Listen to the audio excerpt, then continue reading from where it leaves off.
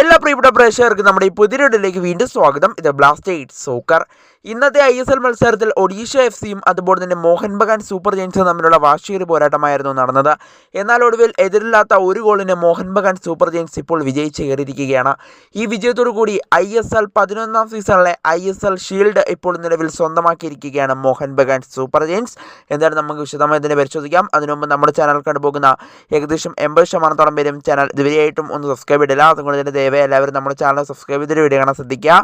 അപ്പോൾ നമുക്ക് ഇതിൻ്റെ വീഡിയോ തന്നെ കടക്കാം. എന്തായാലും Mohun Bagan super giants ISL 11ാം സീസണിലെ ISL ഷീൽഡ് ഇപ്പോൾ നിലവിൽ സ്വന്തമാക്കിയിരിക്കുകയാണ്.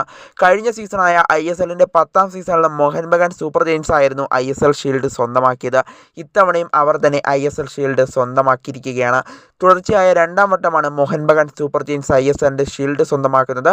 ദിമിത്രിയോസ് പെട്രാഡോസ് ആണ് ഇന്നത്തെ മത്സരത്തിൽ ഒഡീഷയ്ക്കെതിരെ മോഹൻ ബഗാൻ്റെ വിജയ ഗോൾ നേടിയത്. 90ാം മിനിറ്റിൻ്റെ ഇഞ്ചുറി ടൈമിലായിരുന്നു ഗോൾ വന്നത് എന്നതും എടുത്തു പറയേണ്ട ഒരു കാര്യം തന്നെയായിരുന്നു. എന്നാലും നാടകീയമായ മത്സരത്തിനൊടുവിൽ അങ്ങനെ എതിരില്ലാത്ത ഒരു ഗോളിന് വിജയിച്ച് കയറിയ മോഹൻ ബഗാൻ സൂപ്പർ ജയൻസ് അങ്ങനെ ISLൻ്റെ ഷീൽഡ് സ്വന്തമാക്കിയിരിക്കുകയാണ്. കൂടാതെ ഒഡീഷയുടെ താരമായ മൊർത്താദ ഫോളിന് ഇന്നത്തെ മത്സരത്തിൽ ഒരു റെഡ് കാർഡും കിട്ടുകയുണ്ടായി. എന്തായാലും ഇന്നത്തെ മത്സരത്തിൽ വിജയിച്ചോടുകൂടി ISLൻ്റെ ഈ സീസണിലെ ഷീൽഡ് നിലവിൽ സ്വന്തമാക്കിയിരിക്കുകയാണ് മോഹൻ ബഗാൻ സൂപ്പർ ജയൻസ്. എന്തായാലും മലയാളി താരമായ സഹൽ അബ്ദുൾ സമദ് ഇന്നത്തെ മത്സരത്തിന് ഉണ്ടായിരുന്നില്ല. താരത്തിന് പരിക്കായിരുന്നു. എന്നാൽ താരത്തിന് സന്തോഷിക്കാനുള്ള ഒരു വകയാണ് ഇപ്പോൾ ലഭിച്ചിരിക്കുന്നത്. ISLൻ്റെ ഈ സീസണിലെ ഷീൽഡ് അങ്ങനെ സ്വന്തമാക്കിയിരിക്കുകയാണ് മോഹൻ ബഗാൻ സൂപ്പർ ജയൻസ്.